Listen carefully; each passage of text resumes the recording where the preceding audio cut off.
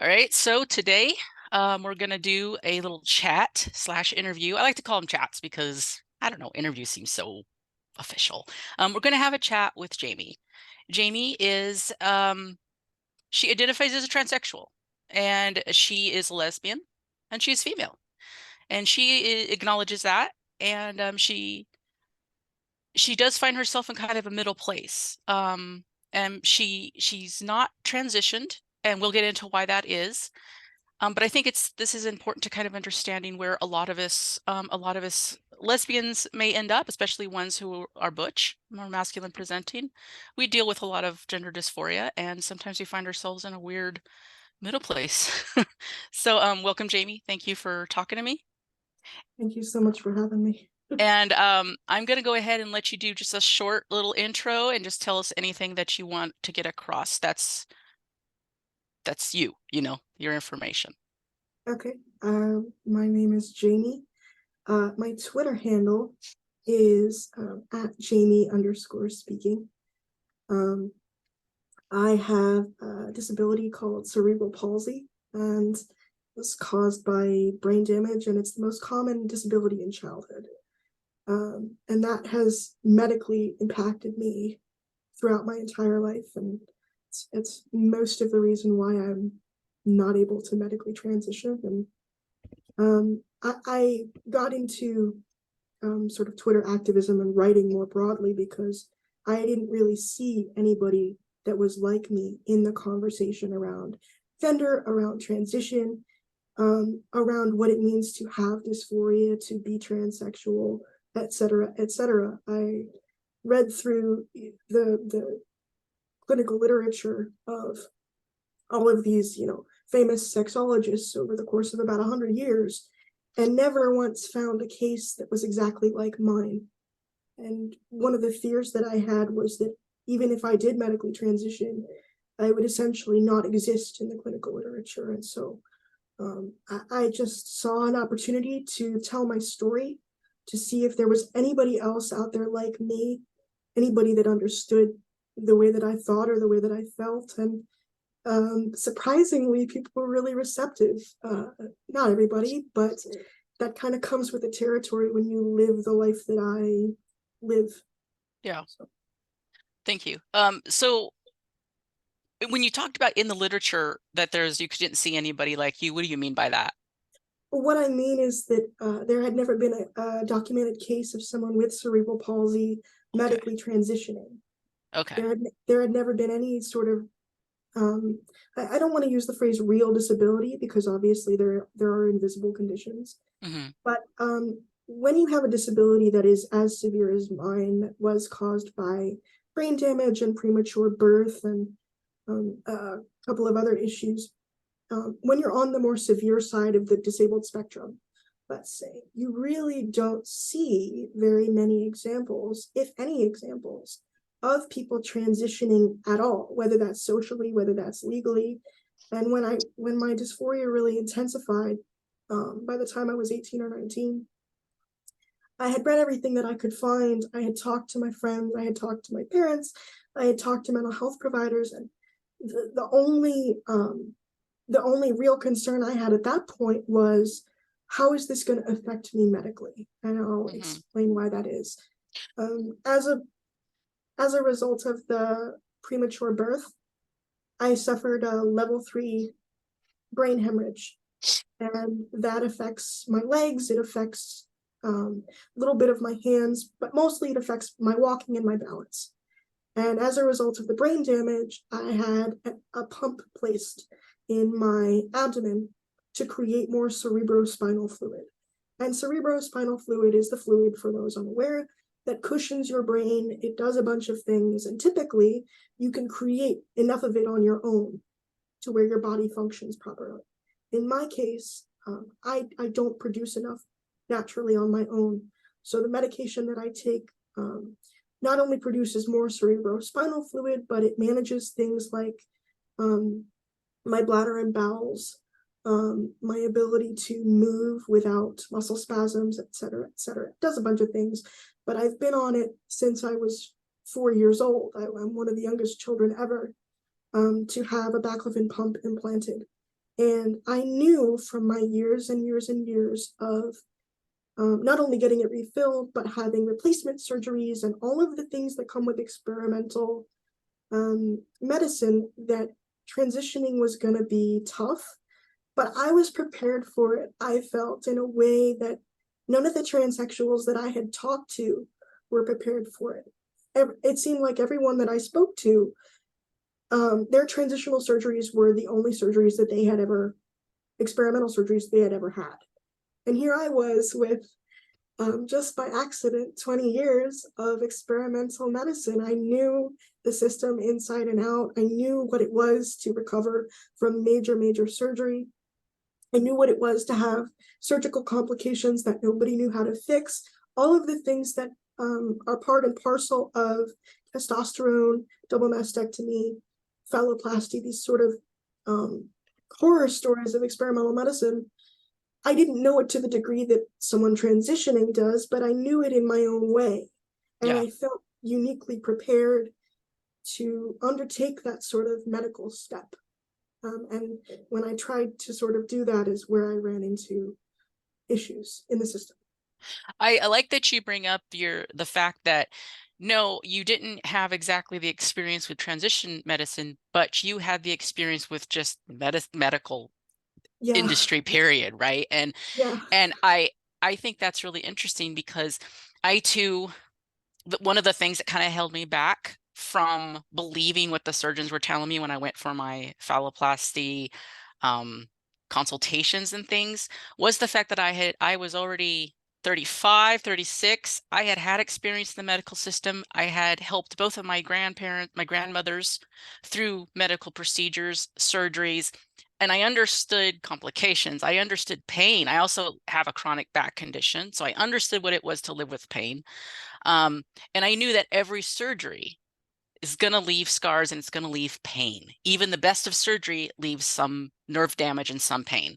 And so that had an impact on my decision because I had that previous experience, nowhere near yours. But I think Mhm. that's such an interesting point because, yeah, if you have experience in the medical community with surgeries and stuff, you know how it works. You don't have your blinders on so much.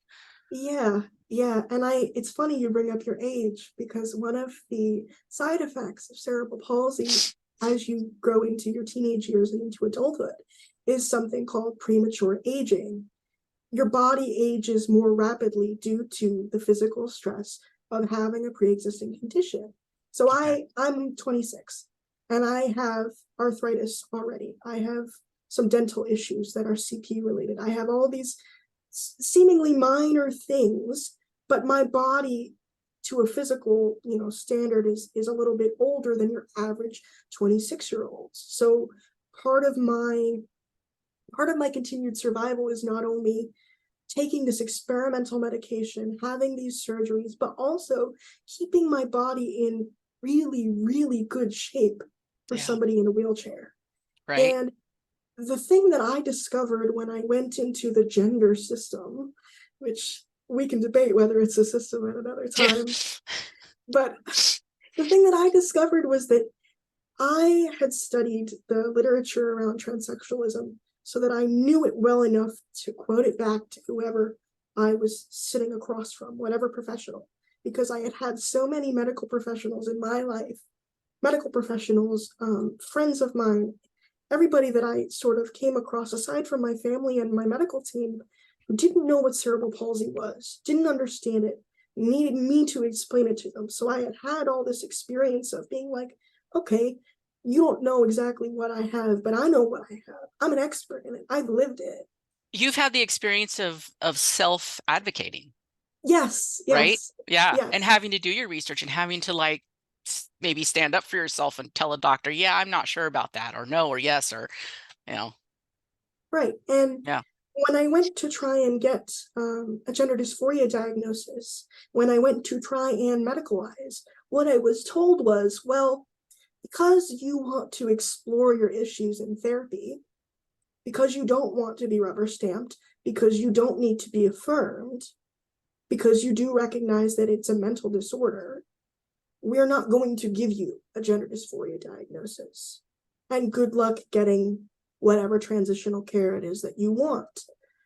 And no matter who I encountered in the sort of system of therapists dealing with gender, what I found was they could tell me all about a gender journey and like how to affirm yourself and how to make yourself feel better about the fact that you were deeply uncomfortable.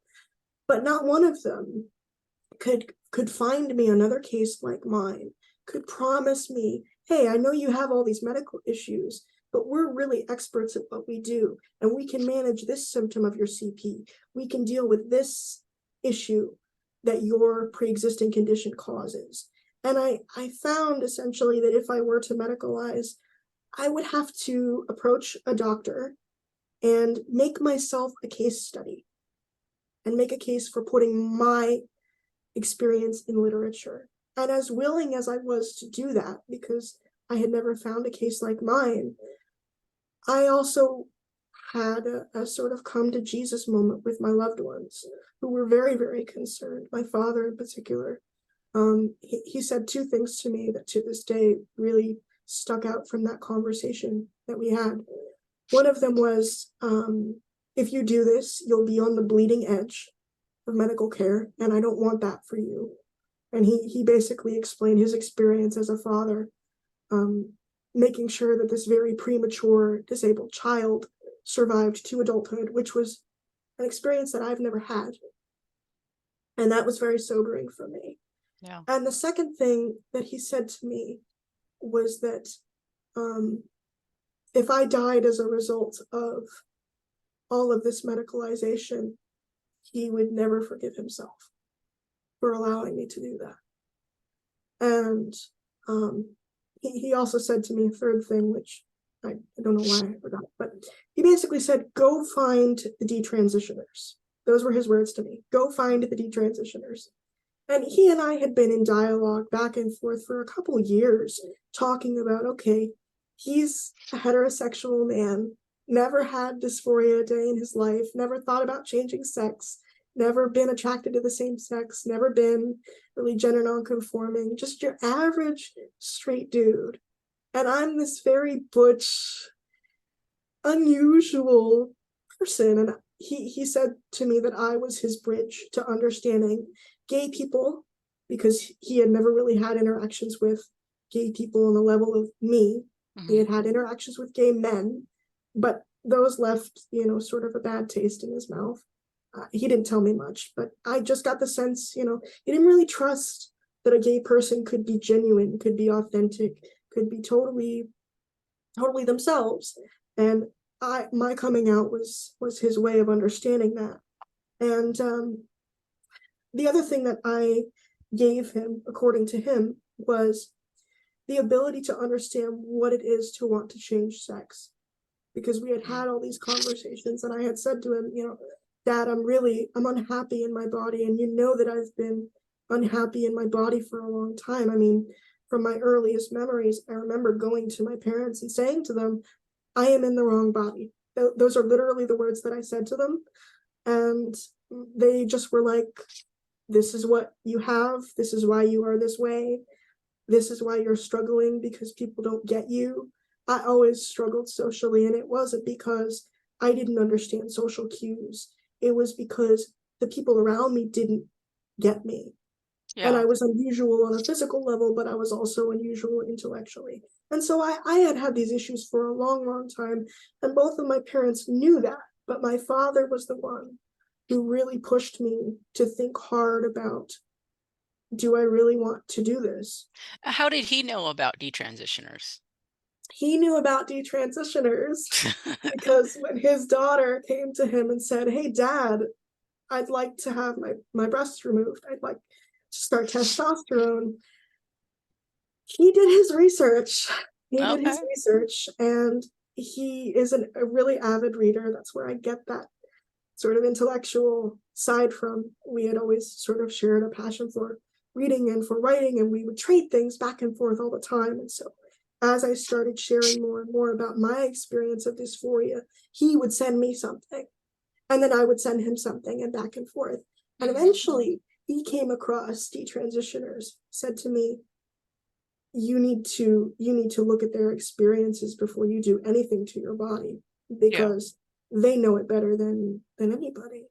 Yeah. And if And it's that's possible so for them, that's always kind of the that's kind of the reason I think that I've been out there, and I think that's the reason a lot of us are out there, is because it's like, look, whatever decision you want to make, there needs to be an understanding of all the sides of this, right? And like, if you get a perspective from someone who went through it and then came out the other side with like a different opinion about it, or mhm, even if it's complications of surgery, or it's a, perspective change or anything, it's like, that's good information. Like, I really wish I would have had, I don't know. It's hard to go back and say what you would have done in the past, right, but I really think if I would have had a good, like, if I would have had the detransitioners that exist now, like the amount mhm, that exists now, if I would have heard all their stories, God, the likelihood of transitioning, I'm not sure if I would have went through it, especially if I would have heard from other lesbians and other butch lesbians about their experience, right?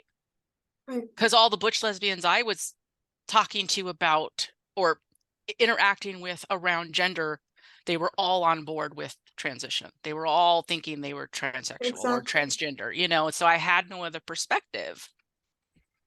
Yeah, and I'm so grateful that he was the person. He's my voice of reason. He's my North Star. When I have an issue in my life that doesn't make sense to me, or I'm dealing with something and I'm trying to figure it out, he's the first person that I go to. There are very few men that I really trust to the level that I trust him. And so for him to be the one to say to me, you need to think about this, because what if something happens to you? Yeah. Nobody in the trans groups that I was in, nobody on social media was saying that to me at the time. So I kind of wanted to ask, you say you went for a diagnosis. When was this? How old were you when you went to these therapists for a diagnosis? I was, I want to say 22, 23, Okay. roughly. And do you need a diagnosis? Did you need a diagnosis in your state at the time to get testosterone and No, surgeries? You didn't. no. But because all I had really to sort of understand my own experience was clinical literature, and because I knew that my health issues would be a potential barrier, I wanted something to, as the TRAs say, validate my experience. Something that would say, okay, even if I can't do the medical stuff, because there was always this nagging fear in the back of my mind that it just wouldn't work for whatever reason. Hmm. I wanted something to be able to say, I'm a genuine person. I'm Hmm. genuinely suffering. I've gone and been evaluated, I've done my due diligence. So it's, That's, I've often thought about this for years, even back when I was trans identified. What does happen to the people who can't transition?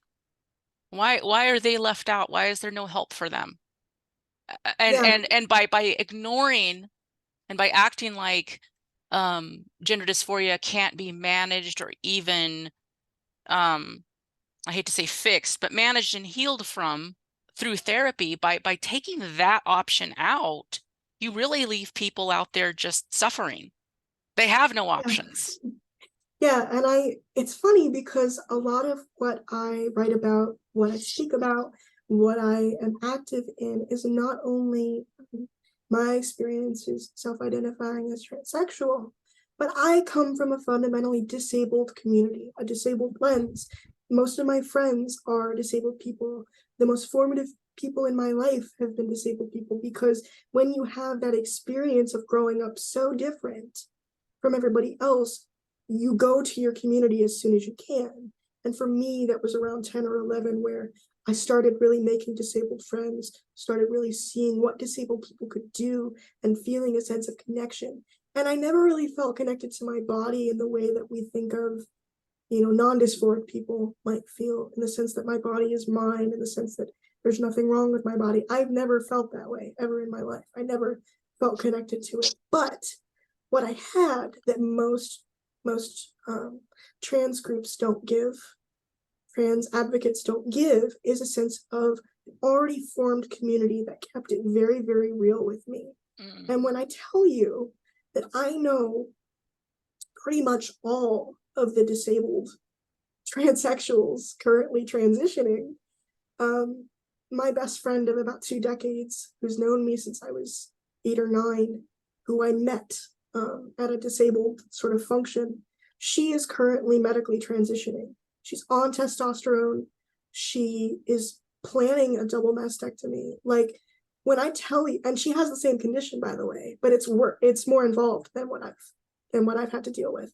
And when I tell you that I am seeing this play out in my community, I really, really mean it. And the same issue that I had, where I couldn't find an example of myself long term in the literature, I know so many people who have wheeled into gender clinics with conditions that these doctors don't know how to treat. They don't even know how to spell them. Oh And yet God, these yeah. kids are being given hormones and surgeries. And you know, from your perspective, what medical malpractice in the form of transition can do to an able body. Yeah. But what I'm interested to see and frightened to see is what medical malpractice in the form of transition can do to a body like mine. Because I just have a sense that there's a flood of detransitioners who are able-bodied, who are telling their stories, and that's wonderful. I don't want to Mm-hmm. silence anybody. I don't want anybody to feel like they can't tell their story. My concern is when the people that are like me come forward as detransitioners and say, hey, by the way, medical system, you screwed over people with pre-existing conditions. You screwed over people with 20 plus years of medical experience. How does this happen? How do we fix this? And I don't know when that will be. All I can really do at this point in my life is watch, wait, hope, take notes, and in the case of my friend who I love dearly, just prepare for every potential scenario. It's great. That is, I'm almost tearing up. That's that. Yes, I can't even. That's shit, man. That's shit. Yeah. And you're absolutely correct that they don't understand pre-existing conditions. They don't even take that in consideration. And my experience with the system was through one of the biggest medical um, insurance companies and suppliers of medical care in California. Um, they their trans healthcare system was completely separate from the rest of their medical system. And even me, an able-bodied person who like had no real pre-existing conditions, ran into complications where the trans medical doctors weren't talking to the regular doctors, and the regular doctor, my doctor call me up one time because they prescribed me a medication for something, and he was like, I just wanted to let you know that I wouldn't recommend this for you. Like, I wouldn't recommend this unless you. It was for handling viruses. What is that called? Anyways, it's if you have a viral outbreak or something, it's to help like the virus calm down or whatever. Usually, it's given for like cold sores or herpes or something Mm. like that. This breaks out. And I was actually going to have laser done on my face. And since I have a history of cold sores, they were like, "Oh, take antiviral. Take this antiviral, and that way you don't break out." And I was like, "Oh, okay." But then my doctor calls me and he goes, I would not recommend an antiviral unless you fucking needed it. That's powerful stuff, and you don't want to be taking antivirals just willy-nilly because then you lower the medication's ability to actually work when you need it." And I was like, why did the trans clinic prescribe me this just as it, and they prescribed it for superficial reasons, absolutely superficial reasons. And so that, I mean, that was, I know it's a very small example, but it's just like no one's talking to each other.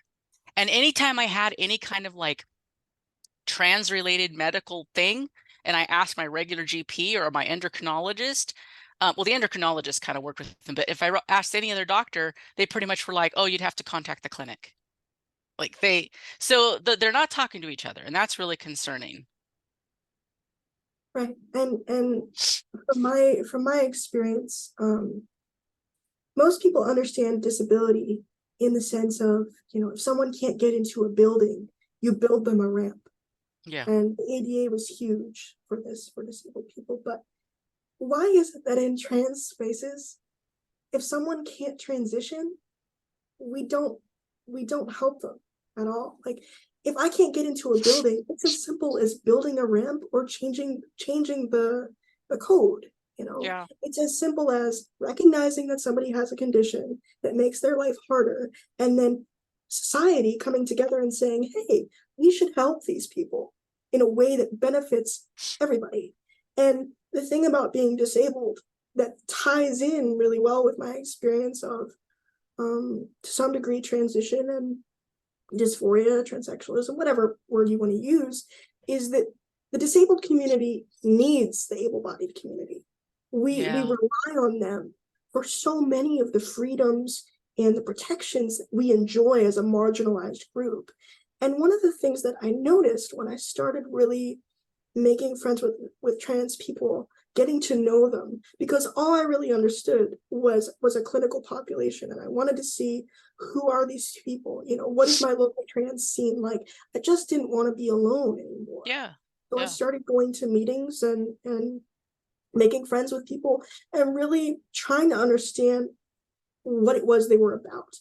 And what I found is that their attitude against non-dysphoric people, non-trans people, is totally different than the attitude that I, as a disabled person, have toward able-bodied people. And I found that really interesting.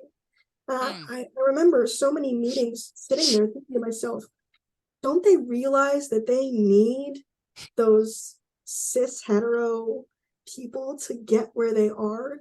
Who gave them their hormones? Who gave them their surgeries? Who said, hey, doc, hey, therapist, help me? Who said, make transsexualism a mental condition? Yes, it Yeah. was sexologists historically, but more broadly, it's the rest of society that decided Yeah. this is a vulnerable group of people and we should Yeah. help them. And I just thought that their attitude was so ungrateful. They really, just from my spot in the cheap seats, I'm like, you Yeah. have hormones and surgeries and you pass and you don't have any dysphoria, according to, self-report, and you're still complaining about this or about that. I had the ability to relieve my dysphoria, to get up tomorrow morning and feel comfortable in this body and not feel this way anymore. I would be one of the happiest people walking the earth, you know? Like, I just would be so grateful to have some sort of support. And when I realized that I wasn't going to get that from the medical system, I wasn't going to get that from the psychological system. Legally, it was easy because self ID laws have allowed anybody to walk in, change their name, change their sex. But I had gotten a letter from a therapist just in case, basically saying, this is social transition, this is what it is. Please allow him to change his legal documentation. So I had gotten my legal documents changed with little to no oversight, surprisingly. I thought it was going to be much, much harder. Yeah. Um, It but probably should.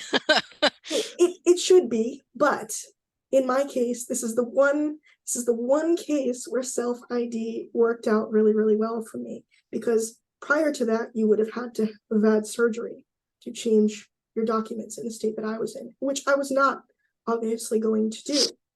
So I got my legal stuff changed, but I still kind of felt like, where am I in the conversation? Especially the conversation when it comes to children, when it comes to making lifelong medical patients of children. I am a former medicalized child. I have all these experiences that really, really shaped my childhood, my sense of self. I mean, my earliest memories, some of them are major procedures and scary medical complications. And these were the things partially that really made me feel like, is there any place in the world for me? Is Mm. there anywhere that I can go, that I can be heard? I felt like I always had to sort of pick what representation I wanted to see. And I just got to a point one night where I had come home from a support group meeting, a trans support group meeting, and I was really angry. I was really frustrated. I felt really unheard. I did not feel supported. I did not feel valued as a member of the group. Sat down at my kitchen table and I wrote something, and then I challenged myself. I said, a lot of my writing I don't really share because I just had gotten to this place of finally being able to some degree to blend in with society. My medical issues had abated. Puberty, by the way, is the time when, for people with my condition, they do the most surgeries on you because they are Oh God. trying to literally outpace your growth, any growth spurts, that kind of thing. They're trying to do as much to you as your body changes as they can so that they can prepare you to some degree for adulthood. And so in the same way that children are transitioned on this fast track, I was medicalized on a fast track, but it was medically necessary and it did improve my life to some degree. But anyway, I was sitting at my kitchen table. I had written this piece about my experience in a support group from the inside, which I had never seen anything like that. And I figured most people don't have access to these groups. They don't know what goes on.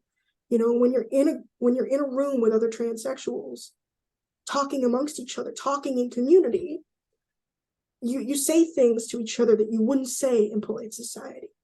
You read each other. You say, hey, you got to fix your look. You got to fix your body, etc., etc. I'm being polite about it, but you get my drift. Yeah. You talk to each other and you interact with each other in a way that polite society, who thinks transitioning is this wonderful life-saving thing, never sees. And I had a lot of time to really recognize, are these people that I'm friends with, that I'm getting to know, that I really want to understand, they don't strike me as the most helped. They don't strike me as the most emotionally stable. I'm not saying mental illness, but what I am saying is that transition is a psychological stressor. And this group of people in a small local environment really showed me, hey, this is a thing that could really stress you out. Yeah. And the whole point of the group was to sit around and convince each other that we had all changed sex. And I just thought it was so dishonest. And I wrote this piece and I put it up on a blog, which no longer exists. I may resurrect the piece in question because it was what started my activism. I put it up thinking nobody would read it, and checked back on it a couple weeks later, and it got over 2,000 hits, Oh wow. which Where'd you put it? was Just on like a private blog? Was it like Tumblr or was it just? no. I had a Substack way back Oh, when okay. Okay. when I started, and I put it up, and I couldn't believe what I was seeing. I'm like, for all intents and purposes, I'm just a dude. I don't have these, extreme medicalized experiences, but people are really responding to this. And I finally feel like I have an outlet. And I finally feel like I can say what I want to say. And some of the responses were wonderful, positive, great. Some of them were calls to commit suicide, and Of course.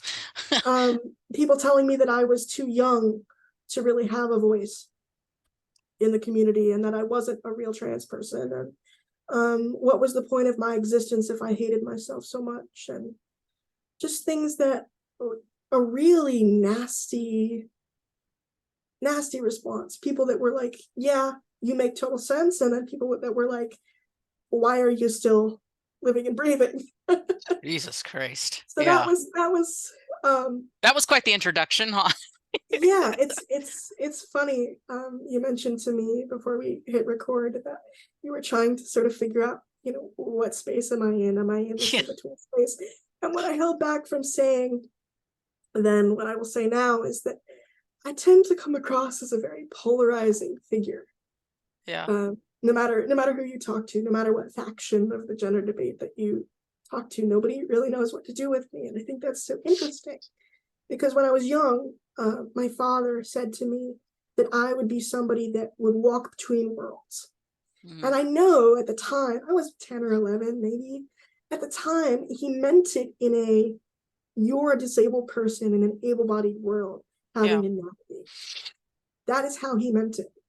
I don't think he realized the significance That it would also apply to. that it would Yeah. also apply. I mean, I had all these experiences, aside from my medical complications as a teenager, that out of context, in trans circles, in trans spaces, once I told my story in full, everybody around me was like, oh, you were totally a trans kid.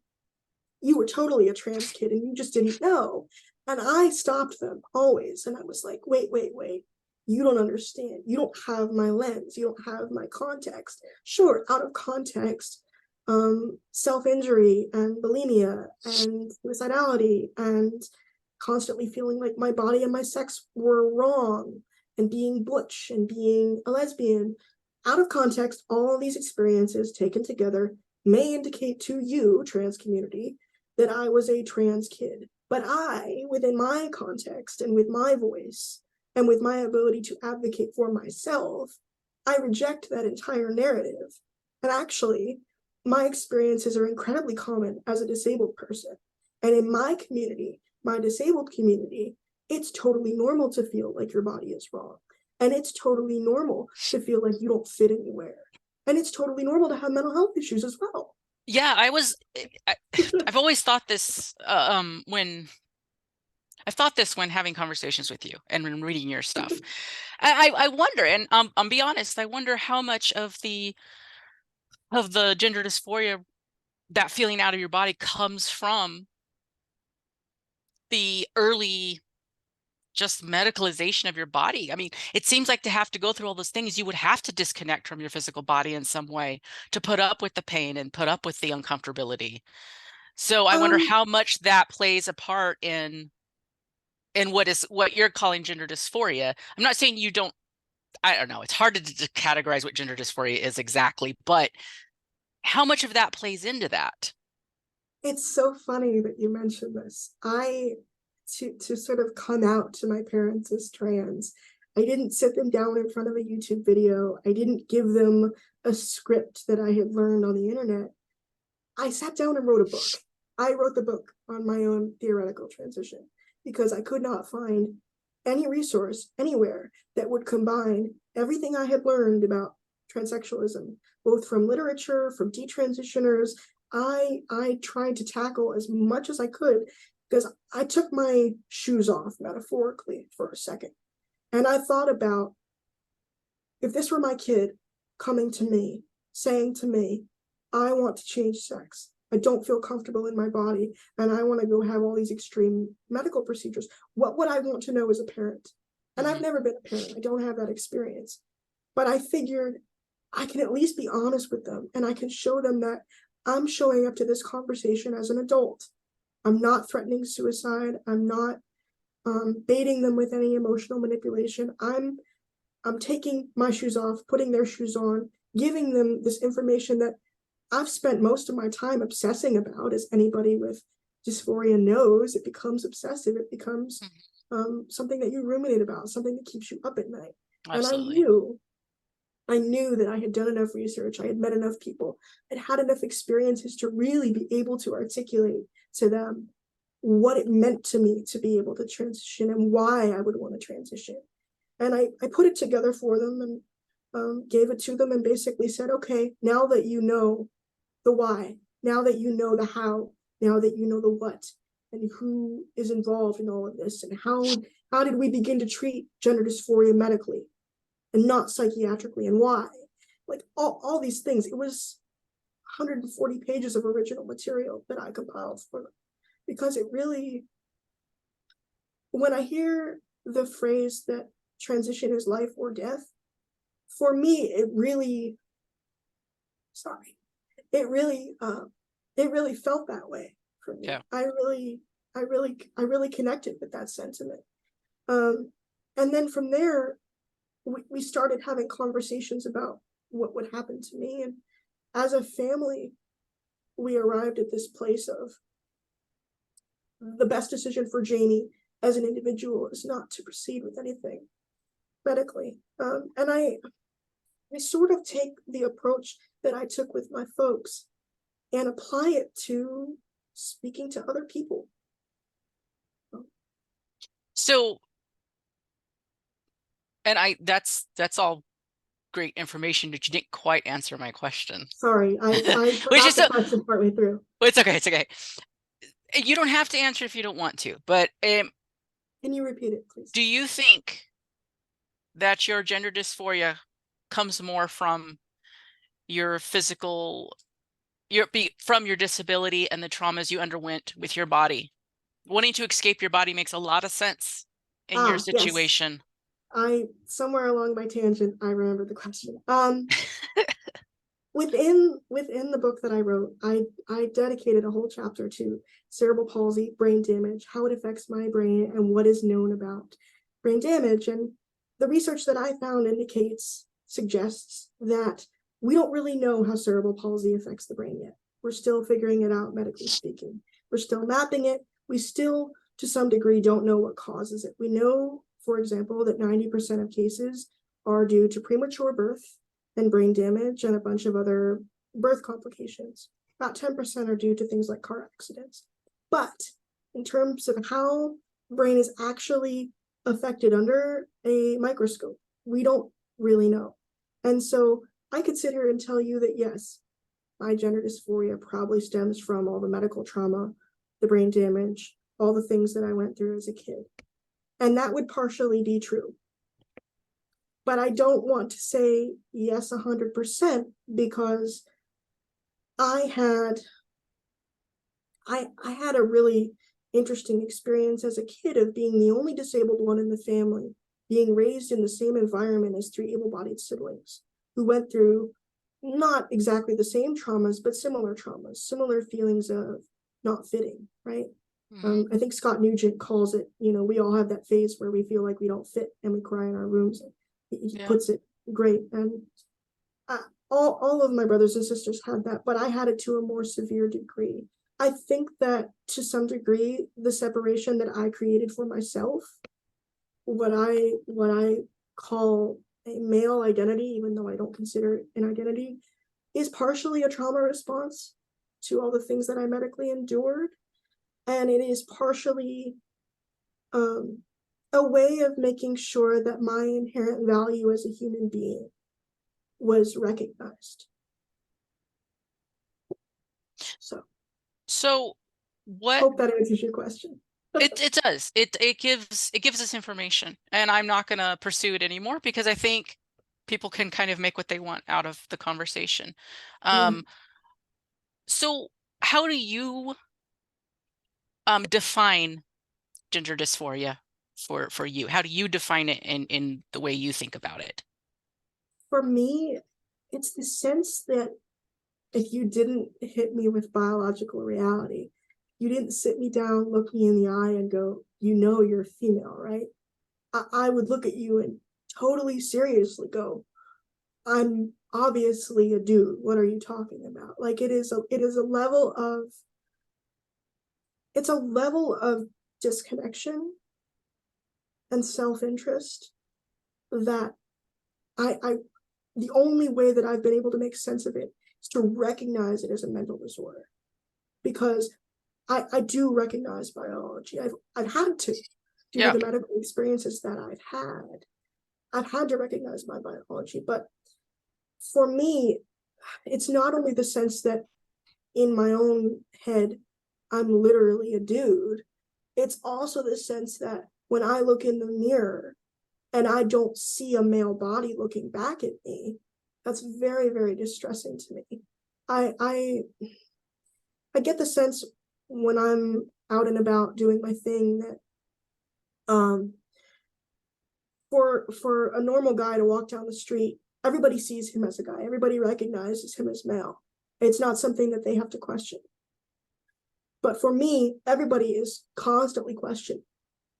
Are you male or female? I get that a lot. I get, what kind of male are you? What kind of female are you? I get that. I get a lot of questions, not only on a physical level, but just in the way that I present myself. Because let's be real here, most straight men, they don't always conduct themselves well. And one of the things that really bothered me about the gender dysphoria that I encountered in the trans community was they defined it in such a way that was divorced from their homosexuality. Mm. I had had many conversations with other homosexual transsexuals, and I said to them, like, you know that you're a homosexual, right? And they're like, no, I'm straight. No, I'm straight. I'm a straight man. And I'm like, how does that make any logical sense? Because you can't be male.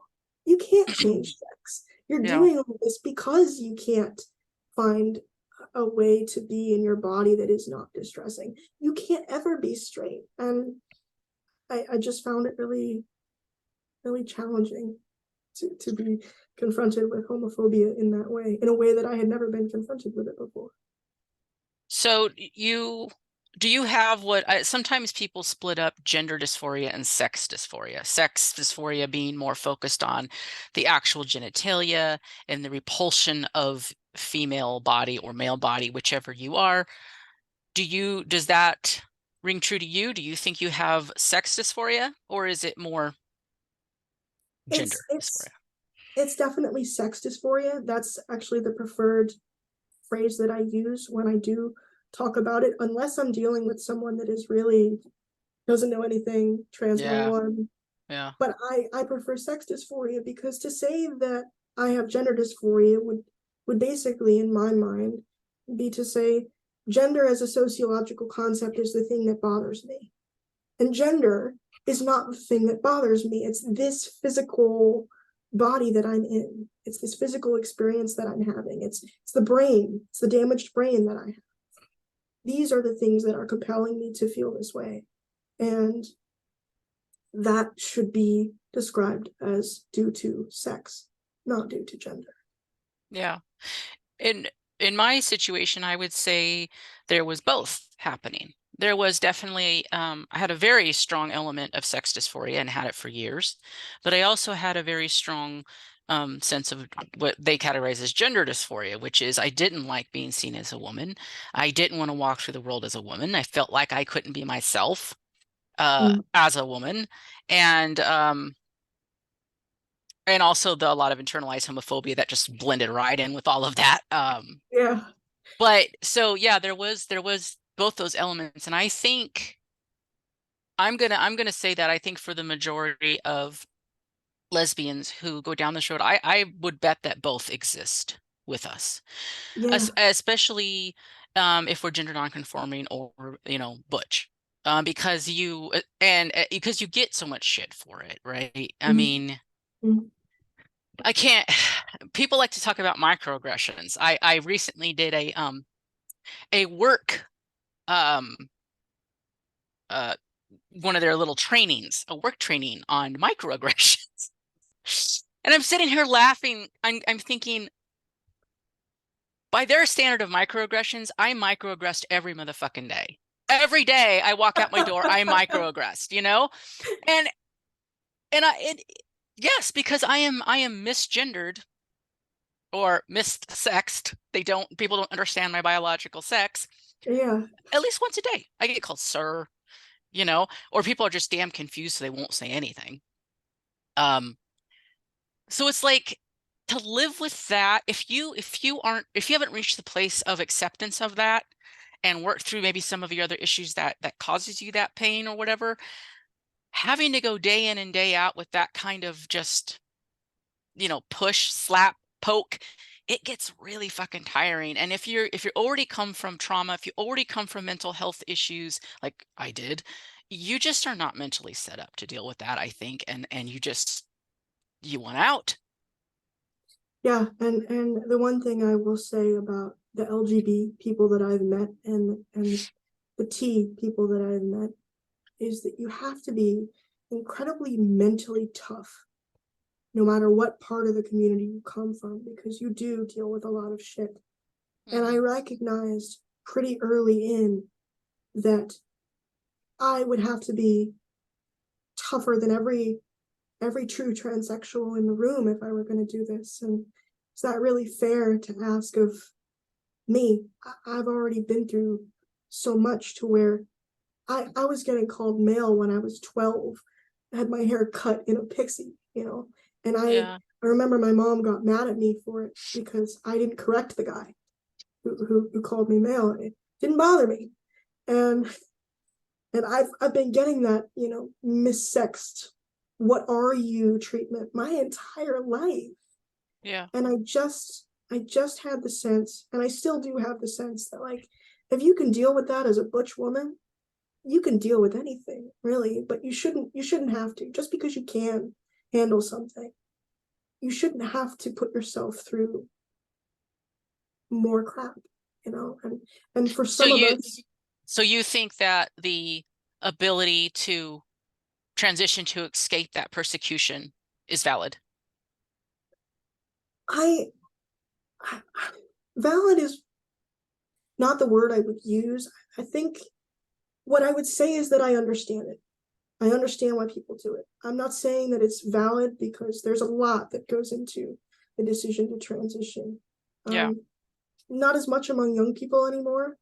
Not to sound like a boomer, but it's true. I mean, Yeah. I just have a sensitivity to sort of spot, who's real and who's not. And I can tell you that a lot of these kids, the reasons they give for transitioning my age and younger, just, I mean, it's beyond things like homophobia. It's beyond things like not feeling like you fit as a woman, not feeling like you can be yourself. It's beyond all the sort of universal, everybody of each sex can sort of understand to some degree why you would go down that path. And it's So, morphed and it's changed. okay. And I want to say I understand it too. I understand the desire to transition to escape that. And I am understanding to the extent that for example, when it comes to women only spaces and women's festivals, for example, I think that transsexual females should be allowed, trans men should be allowed in, and everybody can just mind their own business about it because they are female and they belong in that space. And I understand why they do it. Um, but I also don't want it to be totally valid and acceptable to do that either, because I think that it's a little too easy, you know. Um, Yeah. and you don't I guess you don't want to make it too easy. You want to be realistic about it, right? Um, I don't know, because I do view it as self-harm. I mean, having gone through the medical process, it's harmful. Like taking cross-sex hormones like that, a woman cannot have high doses of testosterone. It does wreck your body. I don't care how much they want to try to get around that fact. It's a fact. And you have to really understand that it is a coping mechanism that people are doing to deal with what they have to deal with. And how okay are we with that as a society? I guess as a community, like as a lesbian community, I also don't like the whole magical gender journey bullshit either. Don't Right. Your true self, I don't like any of that bullshit, because your true self is exactly who you fucking are, right born, boop, that's your true self. You don't need the medical community to make you your true self. So I guess that's what I kind of mean by, is it valid? Or I mean, first of all, if the medical community were able to make you your true self, I wouldn't have cerebral palsy. Let's get that straight. Like, the second thing is, like, because I do have that history of self-harm, of cutting, it really, really changes you once you've been through something like that. Never been through medical transition, but I've taken razor blades to my skin, you know, and I think self-harm in the current culture has become so normalized and so validated and so romanticized, and it really, really bothers me. Um, Most obviously, in terms of this conversation with regard to transition, what is valid, what is not valid. I think that pain is real. I think that yeah, people in pain make choices sometimes that don't make sense to everyone around them. I think that people in pain need compassionate care, and they need to know all their options, and they mhm, need to be supported to live whatever life it is that they most want to live, provided it doesn't harm them, it doesn't harm anybody else, it doesn't, for example, force the rest of society to lie about what is true. I mean, I also come from the space of being a writer, and recognizing that no matter how you twist language, some things just are what they are. And sex is just one of those things. It just is what it is.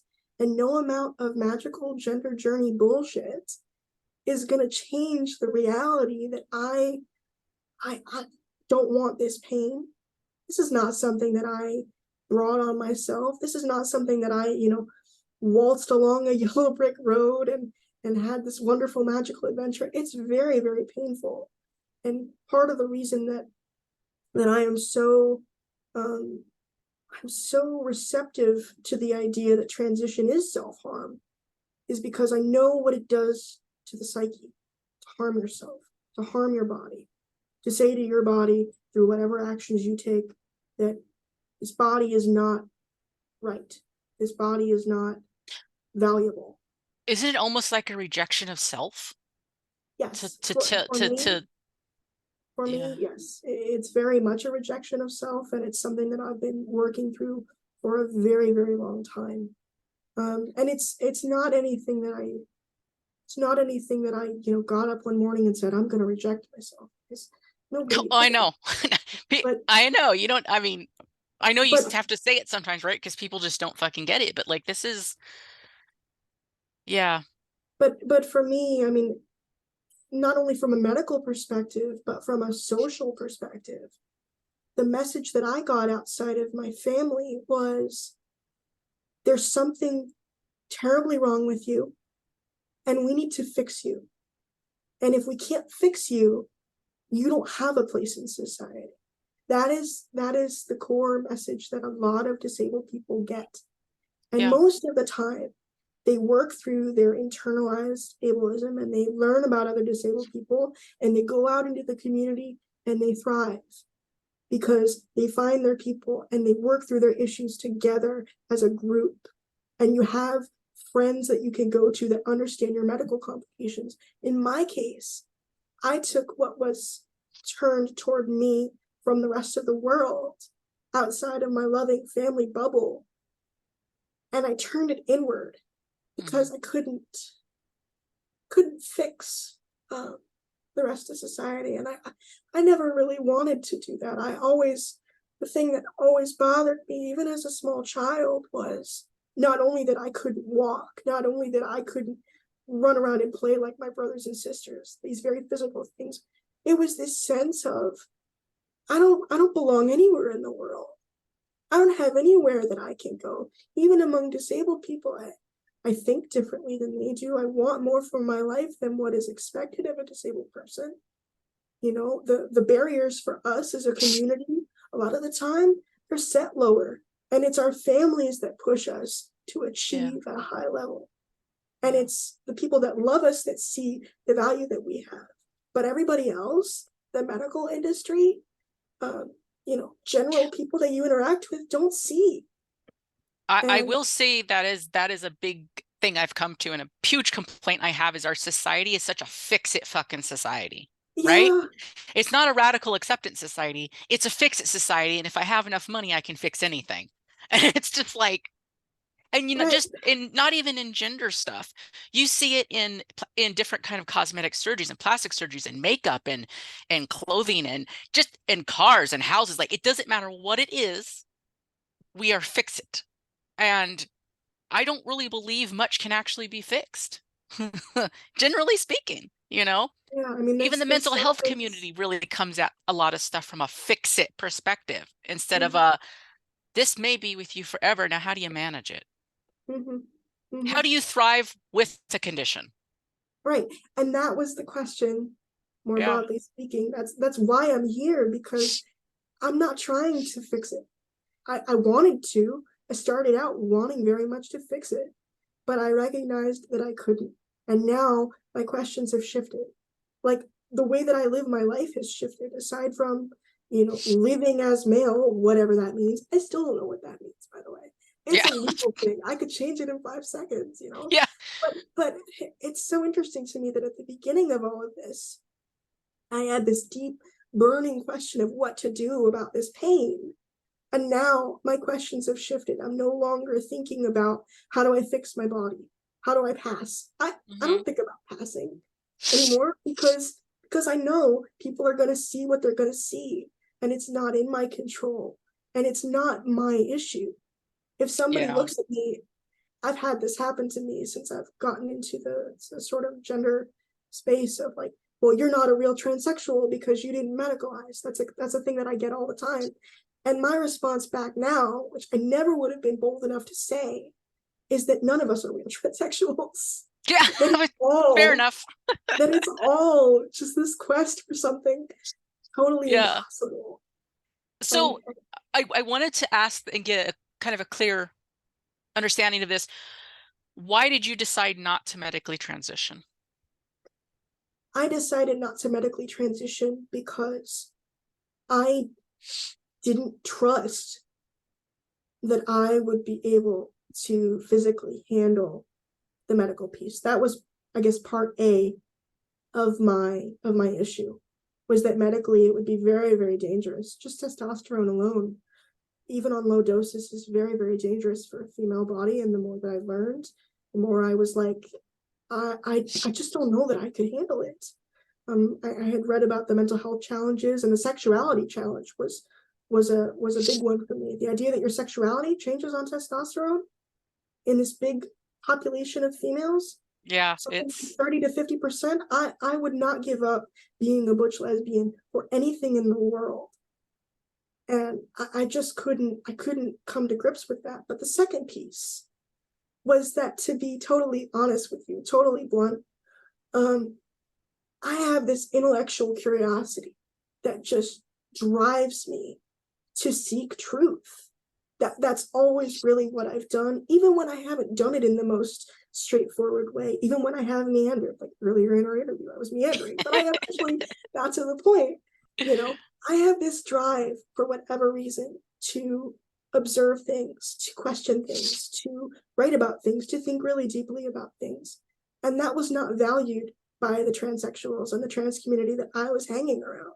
Still, Mhm. quite frankly, is not valued to the degree that I think it should be. It wasn't my And I experience just either. and I just had this sense of, if I'm medically transitioned and I don't say anything to anybody about my experiences, then what is the point of all of this? Why do all this research? Why engage my brain, my emotions, my sense of self to such a degree if the end goal is just fix it, done? That it wasn't satisfying to me. And I knew, even with the hormones, even with the surgeries, I would never be male anyway. You Yeah. know, just wasn't satisfying. So That is that is a definite thing that I think is really lacking with the reality portion of all of this.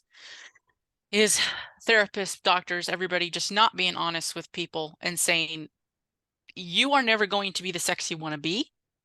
You will go through a lot of painful surgeries and more than likely cut your life short to pass, I guess, like to imitate the opposite sex.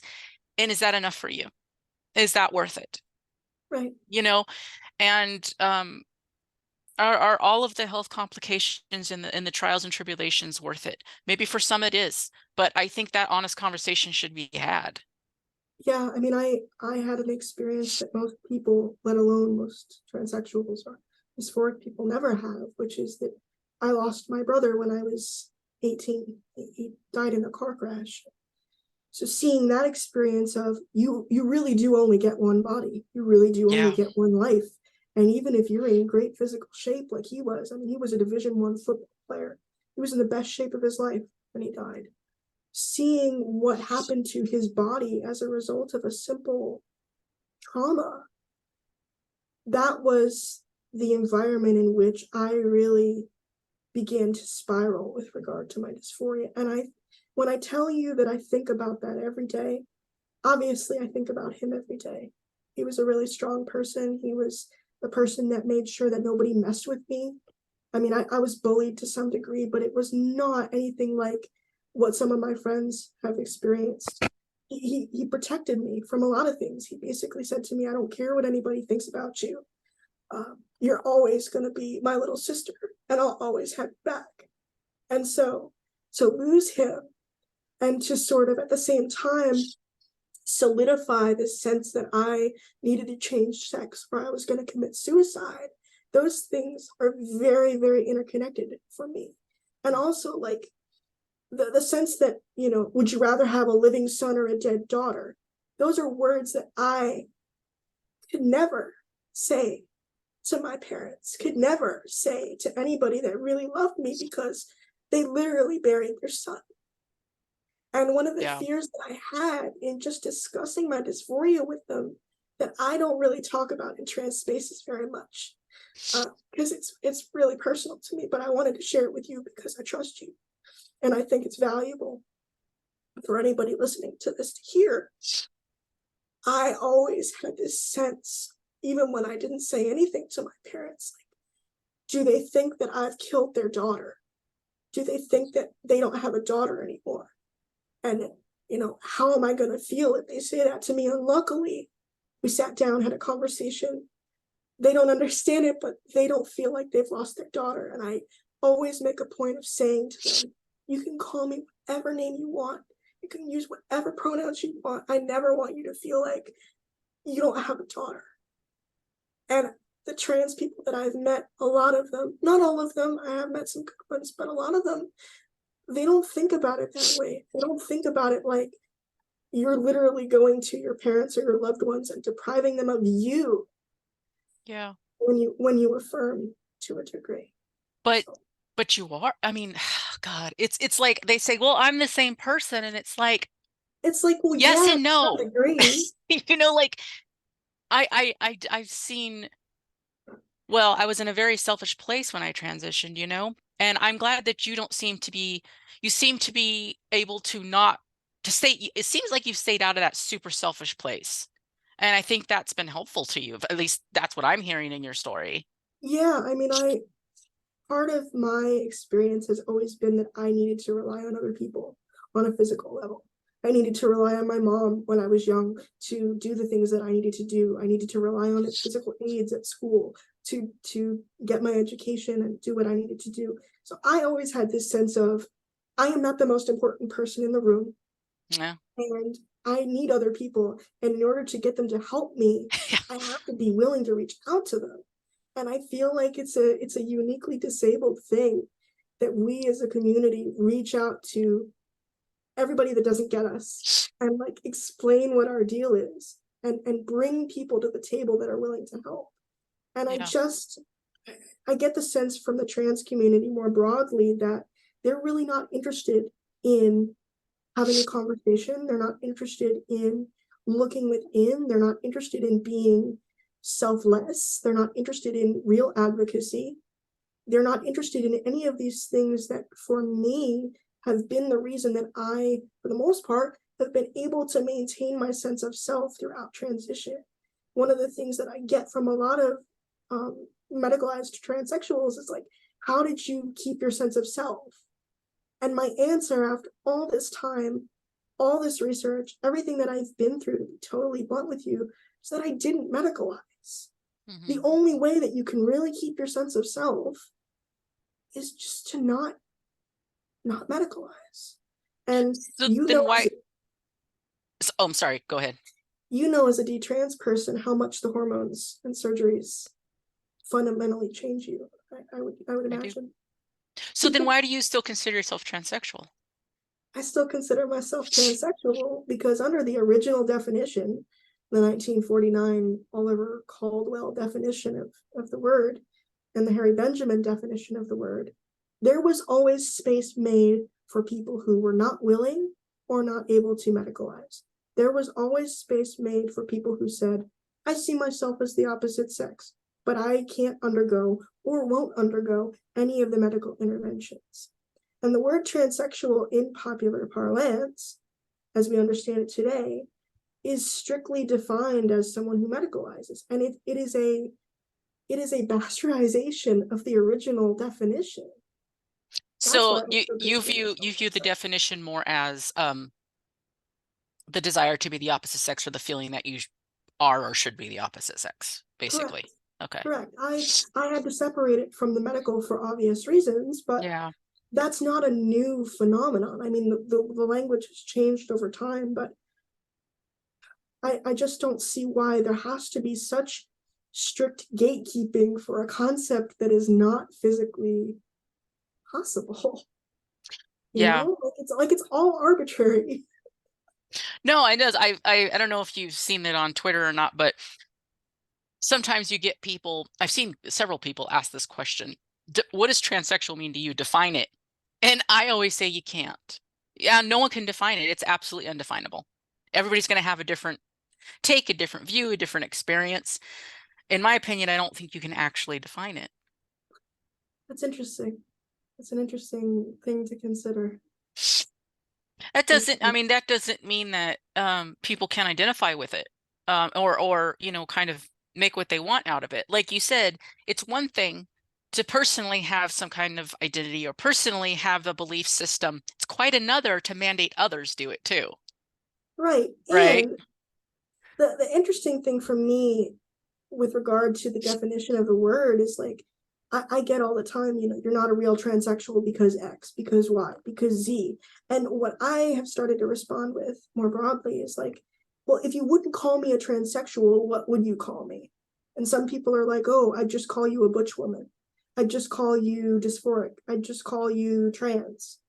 And I'm like, well, none of these really, in my view, hit at the heart of what it is that I would like to do, wish I was able to do.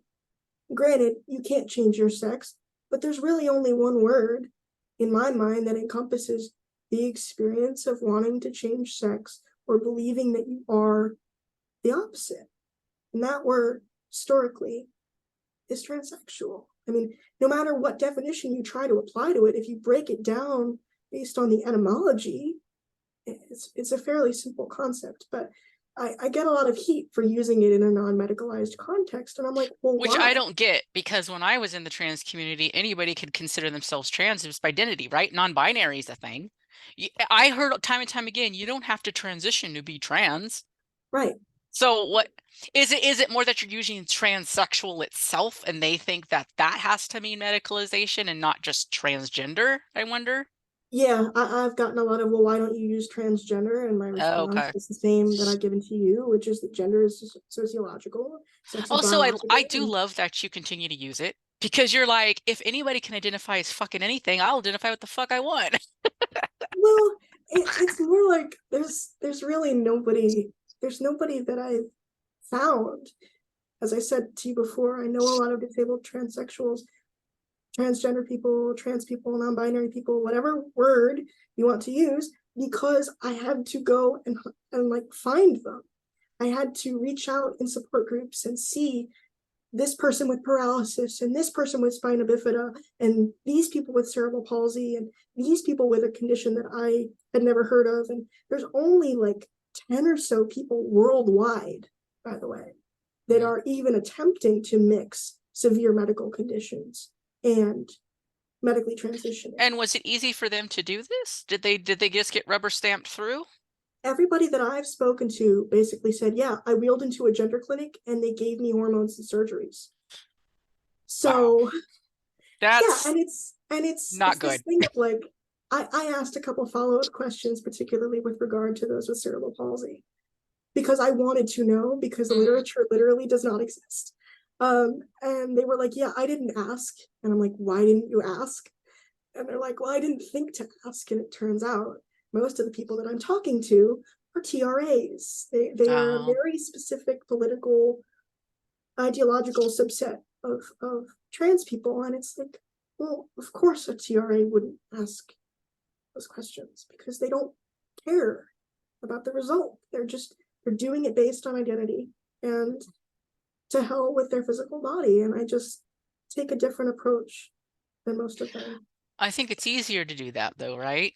To not have to face the reality and the facts of that stuff. I mean, a lot of the trans stuff I see is really just burying your head in the sand. Yeah, I mean, I did it too, so I get it. we've both done it. Yeah. I One of the things that I've started to say to my loved ones, to my friends, to anybody that ever asks me, what is it like to transition? Is that your transition goes great if you don't think about it. You Pretty know, much. if you Yeah. don't sit down and really have a come to Jesus moment with yourself about what you're doing and why you're doing it, it was great. You're happy forever. You're satisfied with your results forever. You never regret what you do. And then, you know, speaking to detrans people like yourself has been so healing for me because we don't have the transition, the medical piece in common, but we do have medical malpractice in common. And that has been so grounding for me to hear from you, from other people. Yeah, I really regretted my transition. No, it didn't go the way that I thought it was going to go. Once I started thinking about it, it totally changed it. And here's what I thought about. And you and I have compared notes, and Yeah. we seem like pretty similar people. And I'm so grateful to you and to other detransitioners because y'all encouraged me to really think about what I was doing in a way that nobody else could have done. Yeah. So, Well, I'm glad. Because right, I want people to have the information. I want I yeah, want I want women to have the information before they make these decisions because it is, especially women, especially yeah, women. it's a big decision. And honestly, I've gone round and round about the whole, it's not medical, it's not mental health, blah blah blah, but um it's sad to say that you really are on your own with this decision. You really are. And so you do have to make that decision and you do have to educate yourself about it. And bluntly said, you cannot trust anything a doctor says to you when it comes to this. You cannot trust anything a therapist says when it comes to you because they believe they have an ideology they believe, Right, instead of facts and honesty. And how is that helping? How is it helping anybody who undergoes these procedures? right. And I mean, if we put dysphoria in the realm of mental health, and we look at transsexualism as a mental health condition, it becomes fairly obvious fairly quickly what we should be doing that we as a society are not doing, which is exploratory therapy and finding different therapeutic methods. I mean, the whole reason that there is no precedent for treating somebody long term with gender dysphoria is because way back when, in the time of Magnus Hirschfeld and 1920s, 1930s, etc., all they had was psychoanalytic therapy. That was all they had, and it didn't work. And so they're basing this claim that there's no therapy to treat gender dysphoria on medical cases from the 1920s and 30s. It's not modern, it's not trauma informed, it's not anything close to what a dysphoric person like myself should be receiving. And I find it deeply insulting that this community of supposed intellectuals have not taken it upon themselves to do their job and to help people and to think deeply about what they're prescribing and why they're prescribing it. And especially in the case of young women, um, I am not physically male. Obviously, if I were, I would be totally different. But I do know the experience of having a female body and having an incredibly complicated female body and recognizing that a lot of things in life are sex based, like CP. I didn't think when I was younger was a sex based condition, but as I've gotten older and my body has started changing, it's absolutely sex specific. There are things that men with my condition deal with that I don't know anything about, and there are things that I, as a woman with this condition, deal with that no man with CP will ever understand. And I wonder, where is the line for us as a society? If we can allow this, what else can we allow? Do we start amputating limbs? Do we start letting people, you know, do whatever they want to their bodies? I mean, I really have started to think more deeply about vulnerable adults like myself because let's face facts, I'm no longer a 5-year-old kid in need of medicalization to save my life. I'm a 26-year-old adult, and life has only gotten harder. And I see so many young people thinking that if they transition as adults, they'll have all the answers, they'll have all the support. And my experience of experimental medicine has not been that way. When I was 22 or 23, I aged out of the pediatric system, and all the wonderful support that I had received from the best doctors in my field disappeared. And I Yeah. was essentially told, you're on your own. You have Yeah. to find your own resources. You have to figure it out on your own. And I had spent, at this point, 18 years of my life, roughly, more or less, being medicalized with a device that I didn't even understand enough to sign the consent form. I mean, the first pump replacement that I had as an adult, I had to Google like mad before the doctor came up with the consent form to try and figure out, okay, legally, now that I'm an adult and no longer a pediatric patient, what the hell am I consenting to? Yeah. How does Right. this even work? Because nobody had ever told me. I mean, my parents had told me the basics, but they managed my care. They were my number one cheerleaders. They were my number one advocates. Like so many parents of these trans kids, they were in my corner from day one. But when you're an adult and you're dealing with voluntary medicalized issues, that responsibility falls to you. It does. And just like this whole conversation we've been having about mental health and what can a human being endure, the mental health of these young kids transitioning is not, they're not strong enough mentally. They haven't thought about things. And the thing is though is that even adults, how do adults make informed decisions if the medical community isn't being honest and isn't giving them the information and Right. hasn't done the studies Mm-hmm. and isn't supplying honest information about the studies and the findings, right? Like I've had this experience of trying to look up what testosterone does to the female body. And if I Google anything and put the word trans in it, I get a lot of positive results. But if I Mm-hmm. take the same medication or the same steroid, testosterone, that is used for primarily most FTMs in the United States, and I take trans out of it and I just look up steroid use in females, totally different picture. Yeah. Totally different picture. And I'm like, but this is the same exact drug. How can you have two completely different studies and outcomes and ideas and websites um, that say almost totally different things when it's the same drug on the same people? It's almost like saying that the science is settled is a really bad idea. Science, that's stupid. Science is never settled. Right. Never. Science That's what science science can only be is. proven or disproven. I mean, I mean, this idea yeah, that that we've solved the question of trans in 200 years, more or less, we have not solved the question of cerebral palsy. We don't know how it works. We haven't cured it. It's the most common disability in childhood. And we've had 200 years as medical people, as forward thinking people, clinicians, etc., to try and understand how my condition works. mhm. And if they haven't managed to figure out me and my condition more broadly, how in the world are they going to figure out something like transsexualism? Yeah. Like it's a very I keep No, using that example because it works, but you say transsexualism is a mental health condition. And that got me thinking that I've always preferred the older terminology of gender identity disorder, but I would say so maybe do I. sex identity disorder, because gender So do I. gets real funny now. But if you use gender as sex, like just a better polite way to say sex, um, Right. I don't know. For me, it really did feel like an identity disorder, Hmm.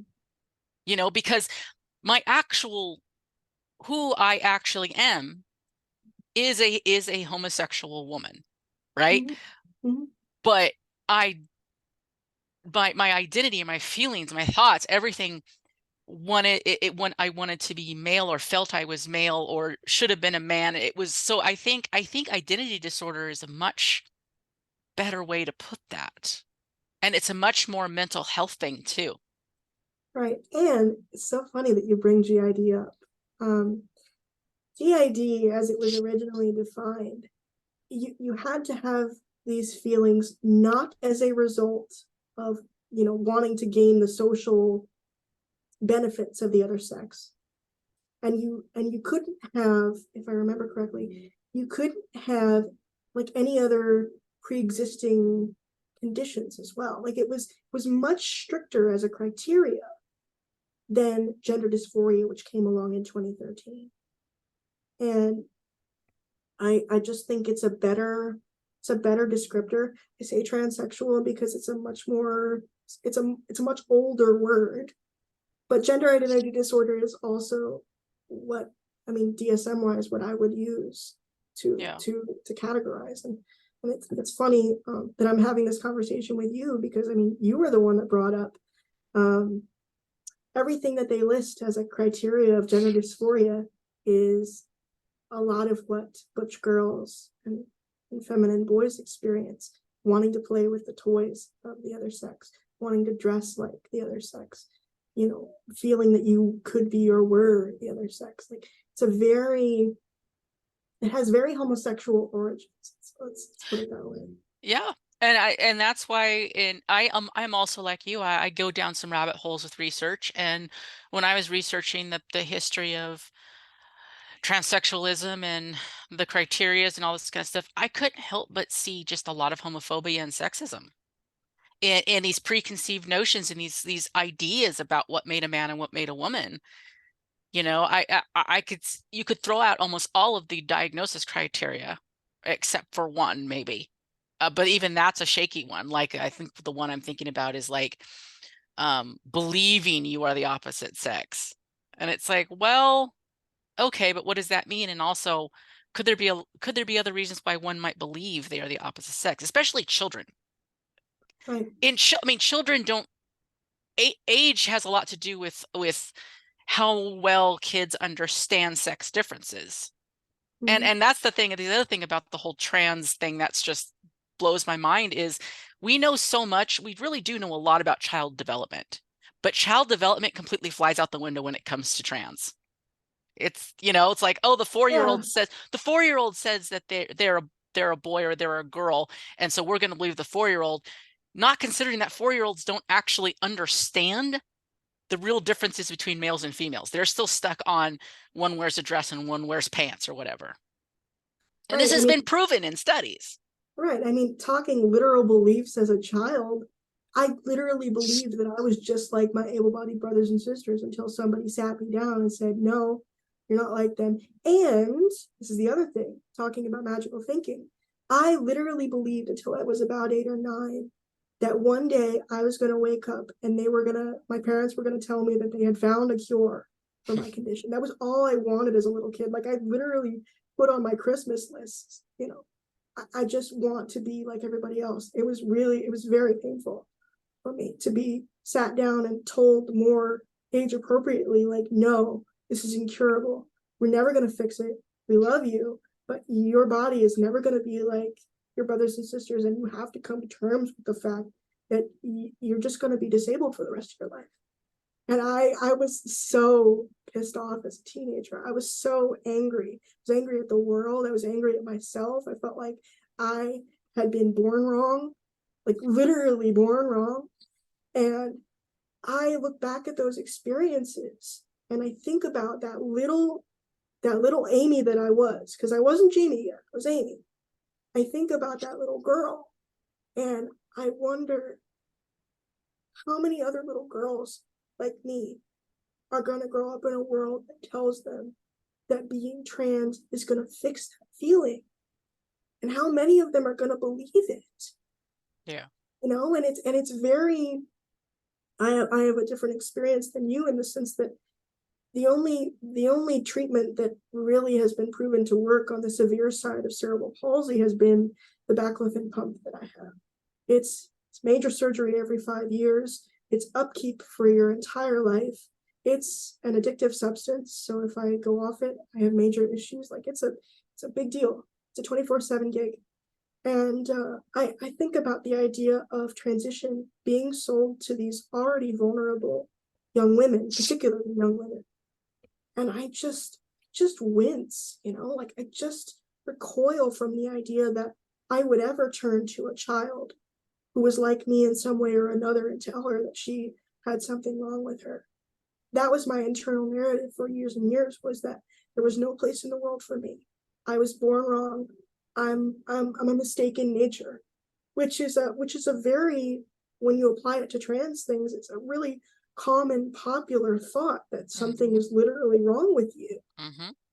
And I can't ever imagine turning to a little girl and telling her, yeah, all you need to do to fix yourself is take hormones and have surgery. What I would say to her, what I would say to my younger version of myself is like, there's nothing wrong with you, and you're going to figure it out, and you know you better than anybody, and you know what you can handle, and trust your limits, you Do know. you were told no? Do you think sometimes it is much kinder to say no? I think not only is it much kinder, but what I've learned, I'm going to try not to cry when I say this, but it's close to my heart. Um, what I've learned is that when you are told no from something that you really want, you have a choice in how you respond. And I very easily could have chosen something that was not life affirming, that was not mentally healthy, that was not grounded in all the things that I've learned over the years. But what I decided to do um, was be what I needed, rather than hiding myself away, not talking to anybody, keeping my pain to myself, keeping my grief to myself. That's something they don't tell you when you're told no for hormones and surgeries. You grieve, like you Yeah. really deeply. I know that for you, your transition regret is a major part of your story. I'm sure there was grief involved, but it's a different grief. It's a different experience having gone through it. I had to set down this dream that I had transitioning. I Yeah. never really dreamed that I would ever be the opposite sex, but I dreamed medically transitioning. Yeah. I wanted it just as much as anybody else, anybody else could want something. And in much the same way that I once wanted an able body, I really wanted this thing. And so I've gone through this process after being told no, after being rejected, of allowing myself to acknowledge my reality, first of all, because that helps me to function. It keeps me from being overwhelmed by pain. And the second thing is allowing myself to grieve, allowing myself to say, on any given morning, if I get up and I look in the mirror and I don't see a beard and I don't see a male body, being like, okay, I don't have the body that I want. It's okay to be sad about that, because that's not something that I can really explain to a lot of other women. I mean, Yeah. I can sit here and explain it to you because you know it, but the women that I love that don't have dysphoria, they're never going to know what it is to want that different body. And it's just allowing myself that space to grieve, allowing myself to, going back to self-worth for a second, self-concept, allowing myself to expand my self-concept, Hmm. so that not only do I have dysphoria, but I write, I create, I contribute, I love my family, I give to my community when I can. I'm a good speaker, I think, like all these things, good qualities, Yeah. so that I can cancel out the pain that comes from being a dysphoric person. It's not able to medicalize, and reassuring myself when I can that I made the right decision for me. Yeah. Well, I think this is a good place to stop. Yeah, I really appreciate you taking the time to talk to me about this and talk to everybody who will watch it. You made so many great points, tying together the your struggles as a child with disabilities and medicalization with, the transitioning of kids and just transition medicine. I think it's going to be very informative, and I think it's it needs to be talked about because you're right. When you're in the medical system, you know how it works. It's never a cakewalk, right? yeah. So thank you for having me on.